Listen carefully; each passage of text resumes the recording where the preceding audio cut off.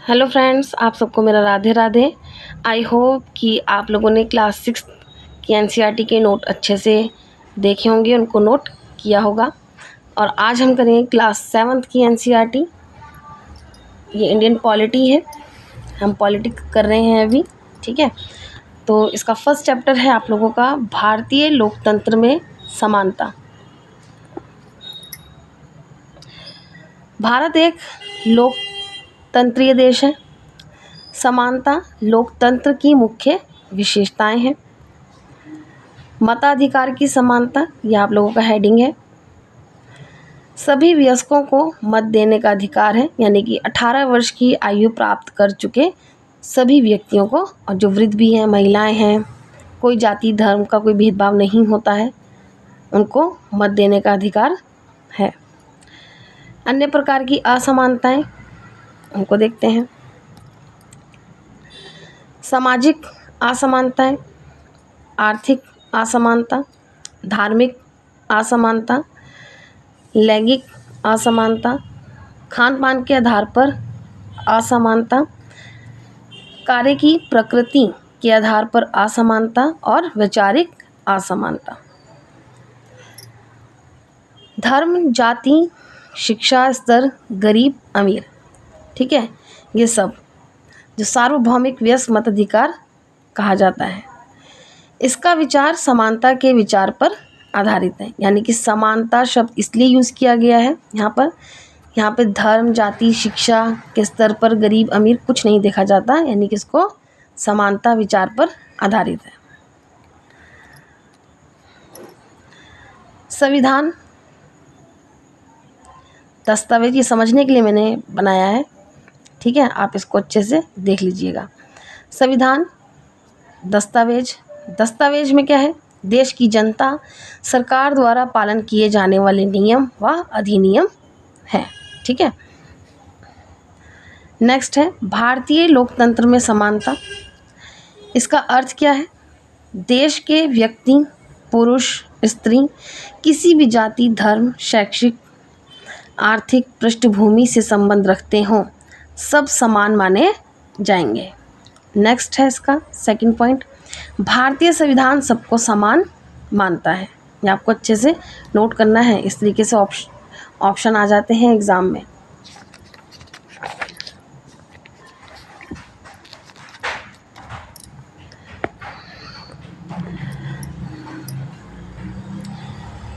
Next है असमानता का प्रभाव। मानवीय गरिमा को ठेस पहुंचती है। इसमें है दलित, यानी कि कुचला हुआ या टूटा हुआ।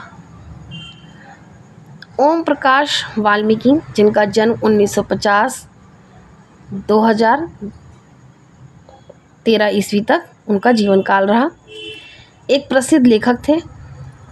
प्रसिद्ध आत्मकथा उनकी कौन सी है? जूठन। याद रखिएगा आप, ये हिंदी में भी आ सकता है आप लोगों का।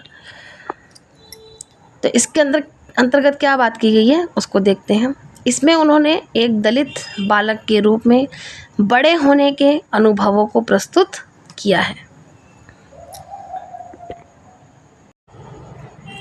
तो यहाँ पे नोट करेंगे आप, ये इम्पोर्टेंट है।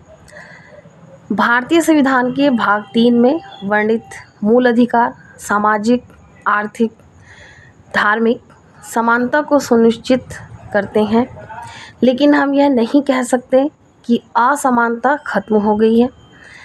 शासन में संविधान द्वारा मान्य किए गए समानता के अधिकार को 2 तरह से लागू किया है। पहला है कानून के द्वारा, और सेकंड है, यानी कि दूसरा जो है, सरकार की योजनाओं व कार्यक्रमों द्वारा सुविधाहीन समाजों की मदद करके। ठीक है, तो यहाँ पे जो एक लाइन आई है,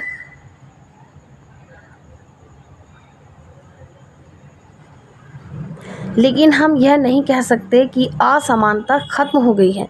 तो आजकल आपने लोगों ने देखा होगा भाषा विवाद बहुत चल रहा है, ठीक है, तो ये उसी पे ही है। ये जो पॉइंट है उस पर बिल्कुल फिट बैठता है कि आजकल के समय में भी असमानता खत्म नहीं हुई है। जो आज के हालात चल रहे हैं, आप लोगों ने आए दिन देखा होगा, वीडियोज़ आती रहती हैं, न्यूज़ में देखा होगा आप लोगों ने कि काफ़ी जगह भाषा को लेके विवाद चल रहे हैं।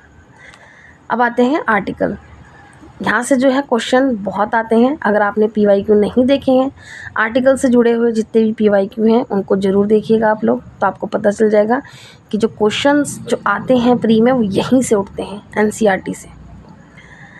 आर्टिकल 14 विधि के समक्ष समानता। आर्टिकल 15 कोई भेदभाव नहीं। आर्टिकल 16 सरकारी नौकरी में सबको समानता यानी कि लोक नियोजन। आर्टिकल 17 अस्पृश्यता का अंत। और आर्टिकल 18 उपाधियों का अंत। तो ये आपको अच्छे से नोट करने हैं, ये इम्पॉर्टेंट है।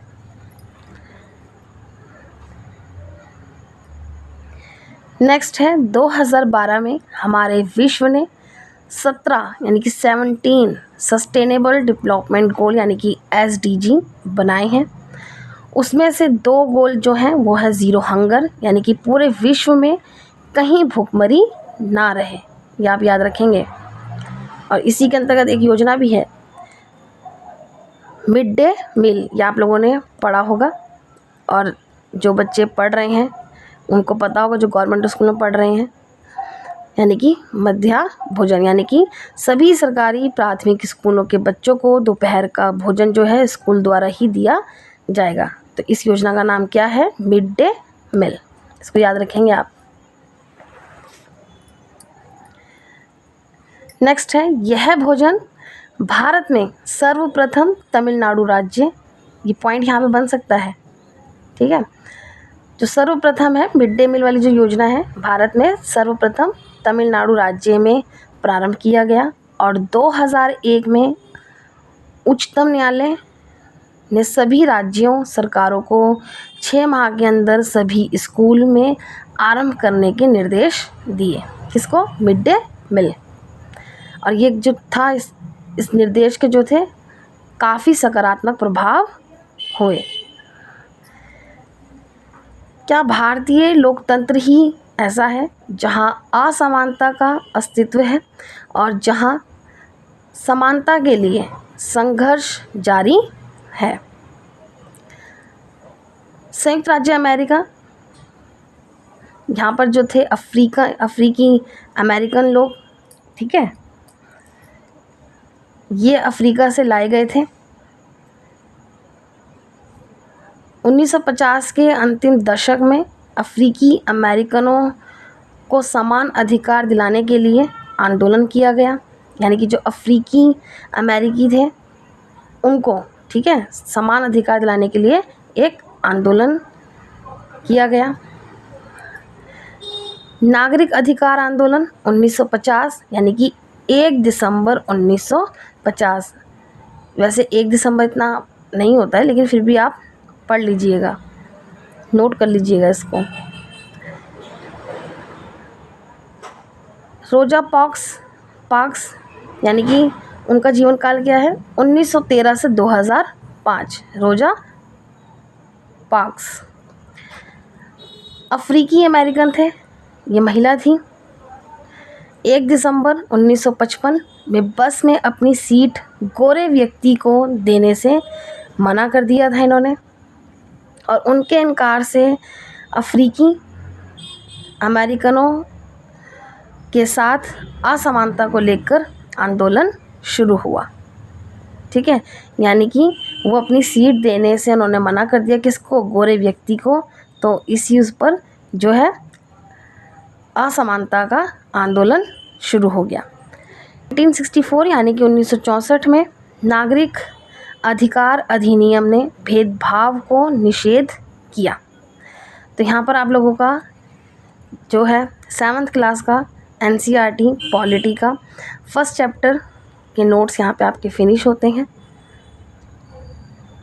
उम्मीद है आप लोगों को नोट्स सही लग रहे होंगे। अगर नहीं लग रहे हैं तो प्लीज़ मुझे कमेंट बॉक्स में बताएं, मैं आप लोगों को फिर कंप्यूटर टाइप में करके बताऊंगी, लेकिन नोट सारे वो यही हैं। ये मेरे हैंड राइटिंग नोट है। तो जहाँ पर भी किसी को भी अगर कोई दिक्कत हो, परेशानी हो, और किसी भी चीज़ के नोट्स चाहिए तो आप लोग मुझे मैसेज कर सकते हैं कमेंट बॉक्स में। मैं डिस्क्रिप्शन बॉक्स में आप लोगों को अपने टेलीग्राम चैनल का भी दे दूँगी लिंक, तो आप लोग प्लीज़ उसको ज्वाइन करिए।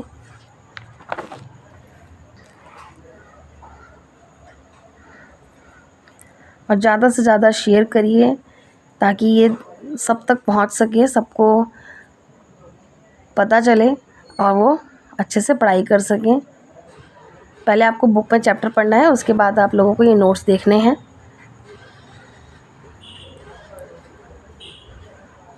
कल मिलेंगे हम नए टिप्स के साथ और नए नोट्स के साथ। तब तक के लिए आप सबको मेरा बाय बाय।